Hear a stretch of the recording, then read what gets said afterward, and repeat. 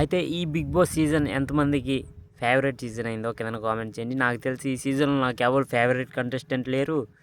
ఈ సీజన్ అంతలాగా కూడా హైప్ లేదనమాట. నాకైతే ఈ సీజన్ మొత్తం బోర్ కొట్టిందనమాట.